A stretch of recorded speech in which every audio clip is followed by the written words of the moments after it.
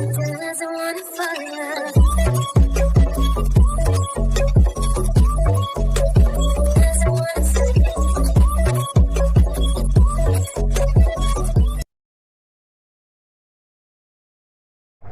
എഡ്മി. ഹർഷ എങ്ങനെയുണ്ടടാ അവിടെയൊക്കെ? അവിടുത്തെ ഡെക്കറേഷനൊക്കെ കഴിഞ്ഞോ?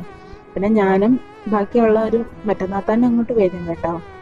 ആടാ, ഇപ്പൊ ഒരുവിധം എല്ലാം സെറ്റപ്പാക്കി എടുക്കുന്നുണ്ട്. പിന്നെ അവള് വരുന്നില്ലേ? പിന്നെ എന്റെ അനിയത്തി വരാതിരിക്കോ? ഞാൻ നിന്റെ അനിയത്തിയുടെ കാര്യമല്ല ചോദിച്ചേ, ഞാൻ ചോദിച്ചത് ക്യാറ്റിന്റെ കാര്യമാണ്. അവള് വരത്തില്ലേ? അവള് എനിക്ക് മെസ്സേജ് അയച്ചിട്ടുണ്ടായിരുന്നു വരുമെന്ന് പറഞ്ഞു. പക്ഷെ അവളുടെ കാര്യമായതുകൊണ്ട് അറിയില്ല. ഞാനും പ്ലാൻ എപ്പോഴാ മാറ്റുന്നതെന്ന് പറയാൻ പറ്റൂലല്ലോ. അത് നേരാ, പക്ഷെ നീ വിളിച്ച അവള് വരാതിരിക്കത്തില്ല. നീ വിളിച്ചാ പിന്നെ അവൾക്ക് എന്ത് പ്ലാൻ ഉണ്ടെന്ന് പറഞ്ഞാലും അവൾ എന്ത് ഷെഡ്യൂളാന്ന് പറഞ്ഞാലും അതൊക്കെ മാറ്റി വെച്ചിട്ട് അവള് വരുമല്ലോ. അത് ഞങ്ങളെക്കാൾ നന്നായിട്ട് വേറെ ആർക്കാടാ അറിയാവുന്നു. അത് കേട്ടാ മതി എനിക്ക്. അവളുടെ ഒരു ഹെൽപ്പ് വേണം എനിക്ക്. അതുകൊണ്ട് അവള് വേഗം വന്നാലേ കാര്യമുള്ളൂ. ഹെൽപ്പോ? എന്ത് ഹെൽപ്പ്? അതൊക്കെ ക്യാറ്റ് വരുമ്പോ ഞാൻ അവളോട് പറഞ്ഞോളാം കേട്ടാ. അല്ലേലും ബെസ്റ്റ് ഫ്രണ്ട്സ് എന്നും ബെസ്റ്റ് ഫ്രണ്ട്സ് തന്നെ ആണല്ലോ.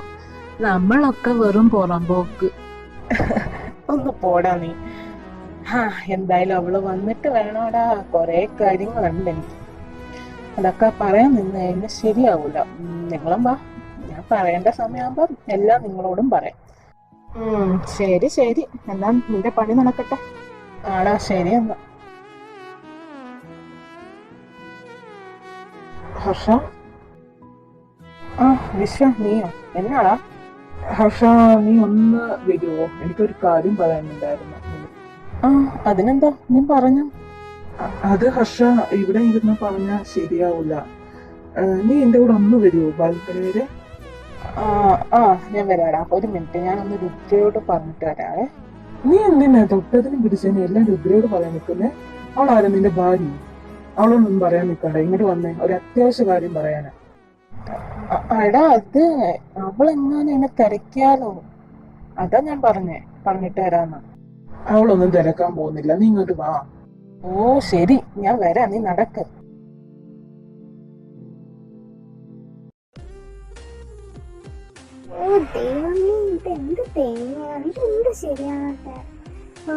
മടുത്ത് ഞാനിത് എങ്ങനെ ശരിയാക്കിയെടുക്കുവോ?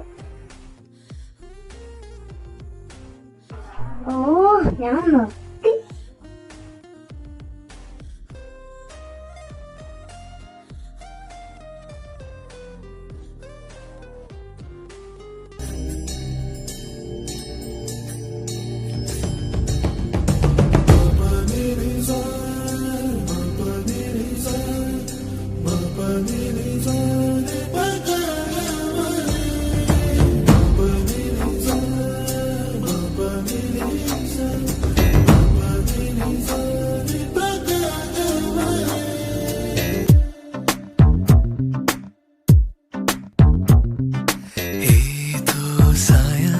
സ്വപ്നങ്ങളിൽ എന്നോ ഞാൻ കണ്ട വർണ്ണങ്ങളിൽ കൊലുസിൻ മണിയൊലിയുമായി മനസ്സിൻ മധുശാലയിൽ വരുമോ?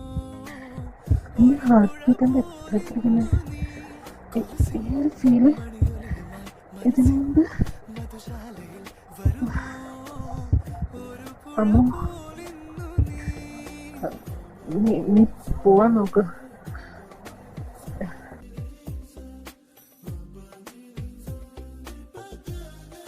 ദൈവം, എനിക്ക് എന്താ പറ്റുന്നേ?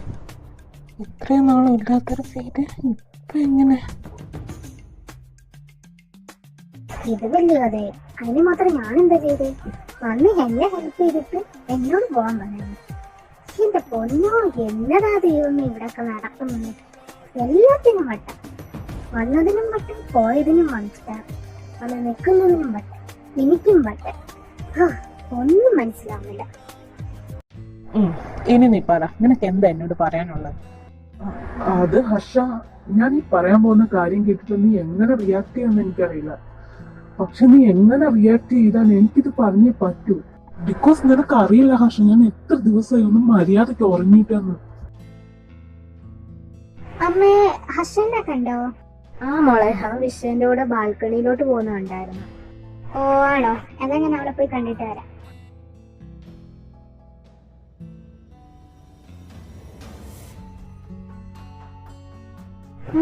ഇവരെന്താ ഇത്രയും കാര്യമായിട്ട് ഇന്ന് സംസാരിക്കുന്നത്? അവിടെ ഇരുന്നങ്ങനെ സംസാരിച്ചാൽ പോയി, മാറി ഇന്ന് സംസാരിക്കാൻ മാത്രം എന്താ ഇത്ര സീക്രട്ട്? അത് ഹർഷ, എനിക്ക് ഒരുപാട് ഇഷ്ടമാണ്. എനിക്കിനി ഒരിക്കലും മറക്കാനാവില്ല. എനിക്കറിയില്ല എന്നു മുതൽ എങ്ങനെ ഒരു ഇഷ്ടം തുടങ്ങിയത്. എന്നോട് ഇനി മറക്കാൻ മാത്രം പറയില്ല ഹർഷ, പ്ലീസ്. എനിക്ക് താങ്ങാൻ കഴിയില്ലത്. കാരണം ഇന്ന് ഞാൻ മറ്റെന്തിനേക്കാളും സ്നേഹിക്കുന്നുണ്ട് ഹർഷ. എന്നെ ഒന്ന് മനസ്സിലാക്കുന്നേ. അത് വിശ്വ, നീ വിചാരിക്കുന്ന പോലെ അത് നടക്കില്ല വിശ്വ. അതൊരിക്കലും നടക്കില്ല. നീ വെറുതെ ഓരോന്ന് ആലോചിച്ച് കൂട്ടണ്ട, വെറുതെ ഓരോന്ന് സ്വപ്നവും കാണാൻ നിൽക്കണ്ട. അത് നടക്കാൻ പോകുന്നില്ല. നീ മറക്കുന്നത് തന്നെയായിരിക്കും നല്ലത്. ഹർഷ നിക്ക്, ഞാൻ പറയുന്ന കേക്ക്.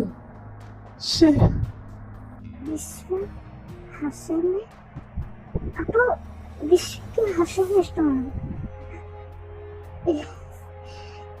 എനിക്കൊന്നും മനസ്സിലാവുന്നില്ലല്ലോ ദൈവം.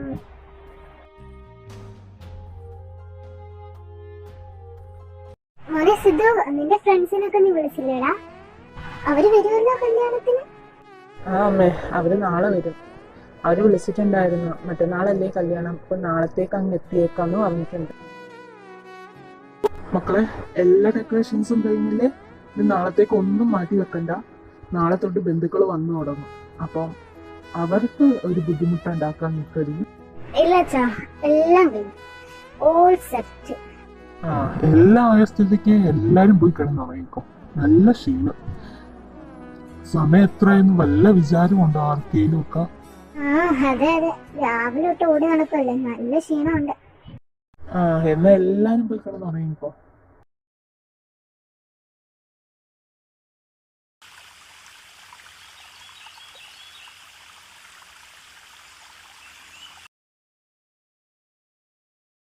ഇനി എന്റെ കൂട്ടിൽ ഒരുമിച്ചു വാഴാം, കൂടെ വരൂ എന്റെ കൺമണി പെണ്ണേ.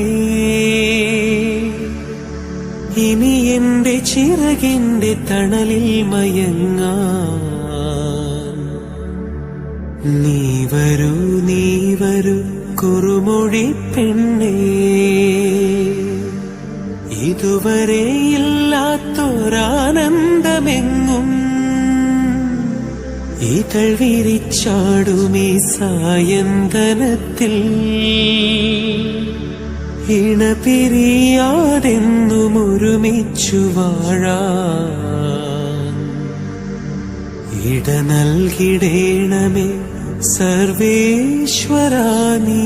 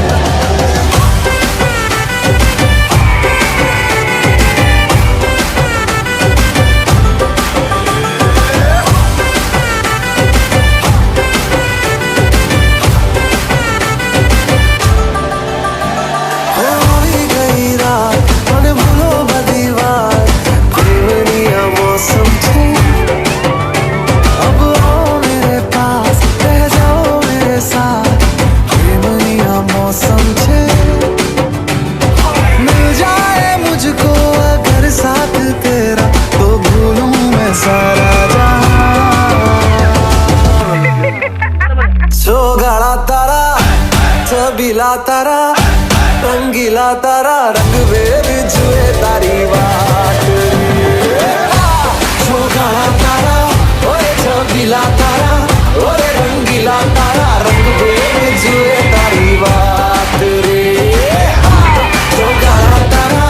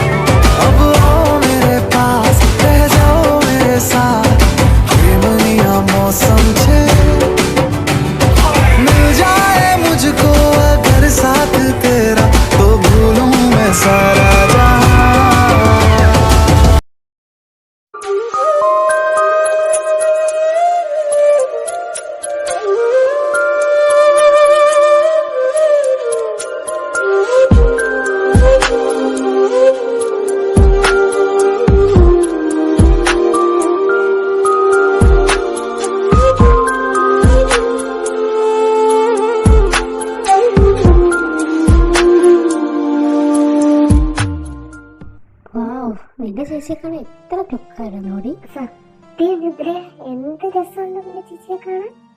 അതങ്ങനെ വരും, ഞങ്ങളല്ലേ ചേച്ചി, അല്ലേ രുദ്രേ? അതെ അതെ. പിന്നെ ആദി, ഐഷു, എനിക്ക് നിങ്ങളോടൊരു കാര്യം പറയാനുണ്ട്.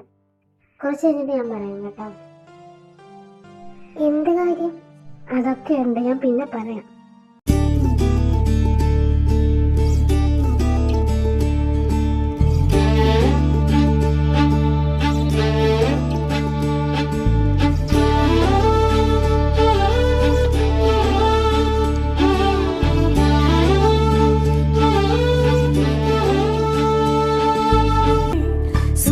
പാർവതി വൽക്കലധാരിണി ഉഗ്രതപസ്വിനിയായി സവിധേ വരവായി മലർവാണവുമായി മദനൻ ശിവനിൽ ശരമേയുകയായി തൃക്കതിർവിഴി കനൽകളിൽ നിന്നെരികയായി കാമമോഹം തത്തമബലം പ്രതഗുണം ദുർജടിയുടെ നേടി പാതി അഴകിൽ അധികം ഗുണവതി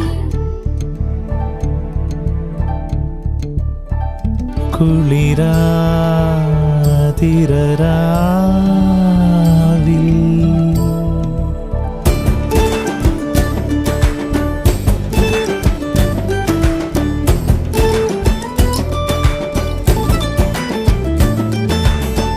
അകജേലിൻ പൊന്നിൻ വളചേരും കൈകൾ മണിനാഗ ചുരുചൂടും ഹരപാണി സംഗ്രഹണം തിരിമാറിൽ ചാരം ഒളിപാർക്കും ഗംഗാവൃഷമേറി തവയാനം പതിദേവതാംഗനീ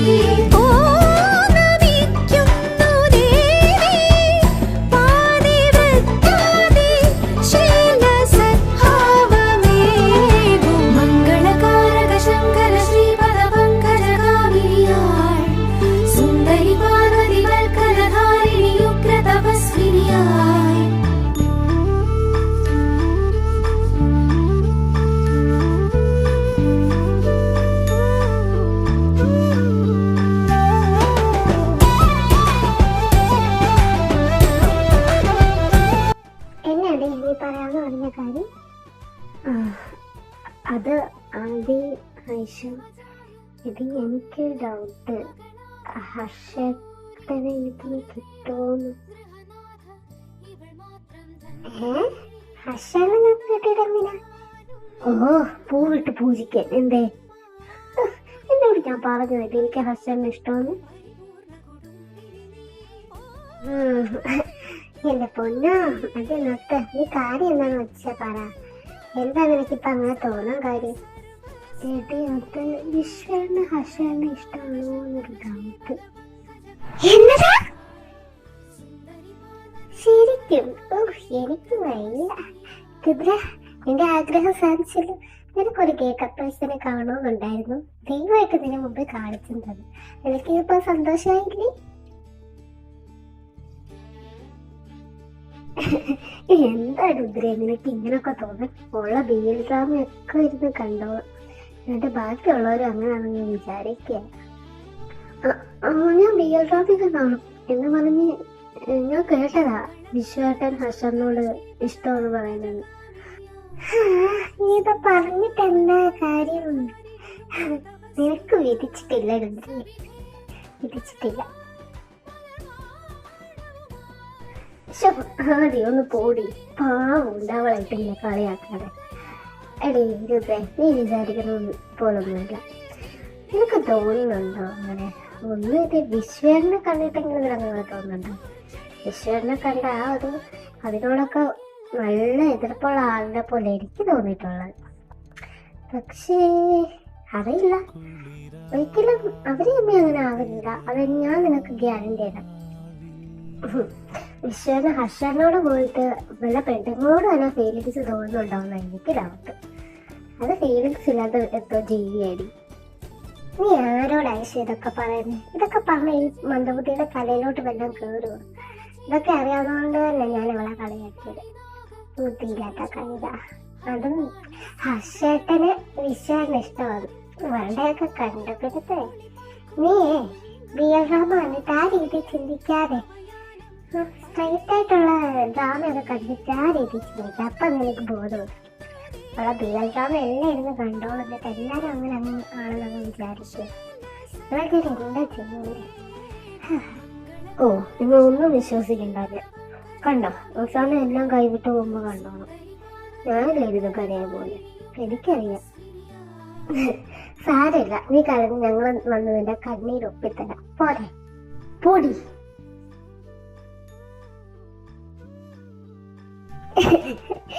ഇവളുടെയൊക്കെ കാര്യം എന്താ പറയാനാ എന്റെ ആവശ്യം.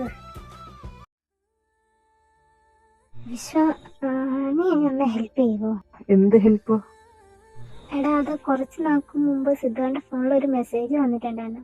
അപ്പം ഞാനത് വായിച്ച് പകുതി ആയപ്പോൾ പക്ഷേ സിദ്ധയുടെ വന്ന ഫോൺ എൻ്റെ കയ്യിൽ തട്ടിയപ്പോൾ പക്ഷെ ആ ഒരു മെസ്സേജിന്റെ മീനിങ് എന്താണെന്ന്, എൻ്റെ അർത്ഥം എന്താണെന്ന് എനിക്ക് മനസ്സിലാവില്ലടാ. സിദ്ധാർത്ഥൻ ഇനി ആരെങ്കിലും സ്നേഹിക്കുന്നുണ്ടാവും. പക്ഷെ ആ മെസ്സേജ് കണ്ടിട്ട് അങ്ങനെ തോന്നുന്നില്ല. അവർ തമ്മിൽ എന്തോ പ്രശ്നമുള്ളതായിട്ട് എനിക്ക് തോന്നുന്നത്.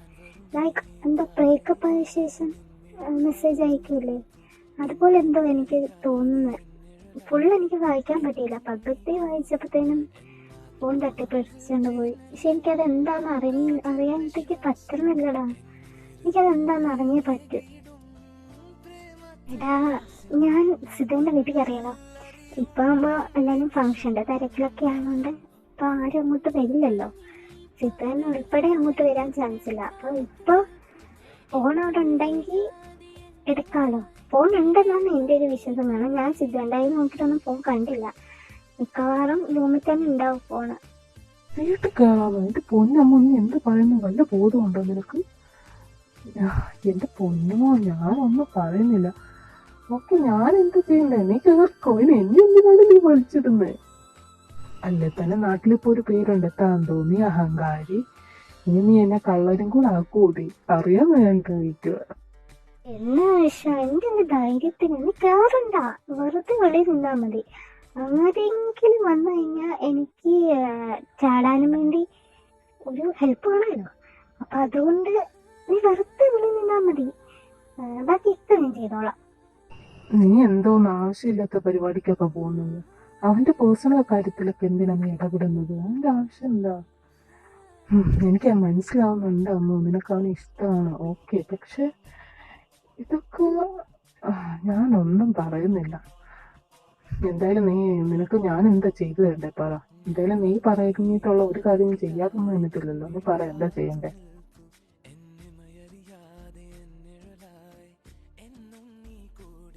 ഇവളിതെവിടെ? കുറെ നേരമായല്ലോ കേറിയിട്ട്.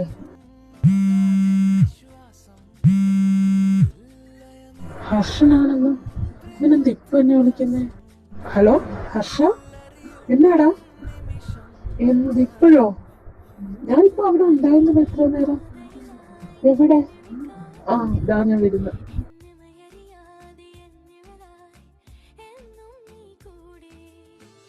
ഓ, എന്റെ സിദ്ധുട്ടാ, നിങ്ങൾ ഈ ഫോണൊക്കെ എവിടെ കൊണ്ടാ വെച്ചേക്കുന്നേ? തപ്പി തപ്പി മനുഷ്യൻ മടുത്ത്.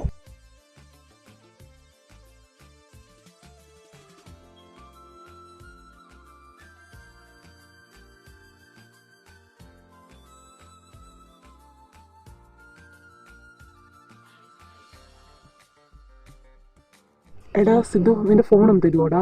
എൻ്റെ ഫോണാണെങ്കിൽ സ്വിച്ച് ഓഫ് ആയി. എനിക്കാണെങ്കിൽ ഇപ്പോൾ ഇവിടെ നിന്ന് പോകാനും പറ്റില്ലല്ലോ. എൻ്റെ ഫ്രണ്ടിനെ വിളിക്കാനാടാ, അവൻ എവിടെ വരെ ആയെന്നൊന്ന് ചോദിക്കാനായിരുന്നു. അയ്യോ ശ്രീയേട്ടാ, ഞാൻ എനിക്ക് ഫോൺ വീട്ടിൽ വെച്ചിട്ട് വന്നേക്കോ, ഞാൻ കാര്യം മറന്നു. ചേട്ടൻ ഇവിടെ നിൽക്കുക, ഞാൻ ഇപ്പം എടുത്തിട്ട് വരാം.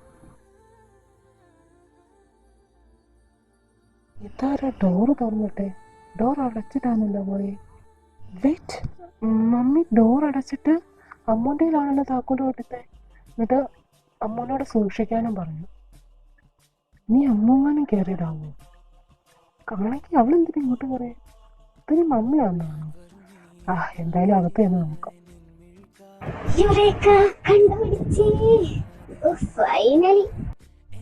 അമ്മോ, എന്നാത്മാവിൽ ചേർന്നലിയും കാതിൽ നിശ്വാസം എന്നുയിരിൽ ലയമേകിടും പ്രേമത്തിൻ ലാസ്യം നാം തമ്മിൽ അറിയും നിമിഷം മാത്രം. ഞാൻ വരും ഈ പാതയിലായി നിൻമിഴി കാത്തു നിൽപ്പു എന്നിമയറിയാതെ എന്നിവരായി എന്നും നീ കൂടെ.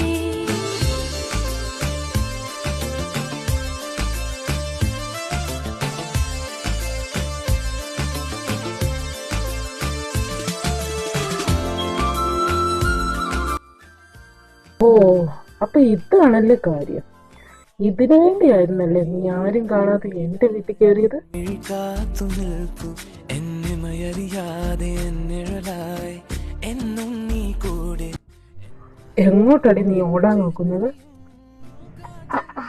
അത് സിദ്ധുവേട്ട, ഞാൻ നാം തമ്മിൽ അറിയും നിമിഷം മാത്രം.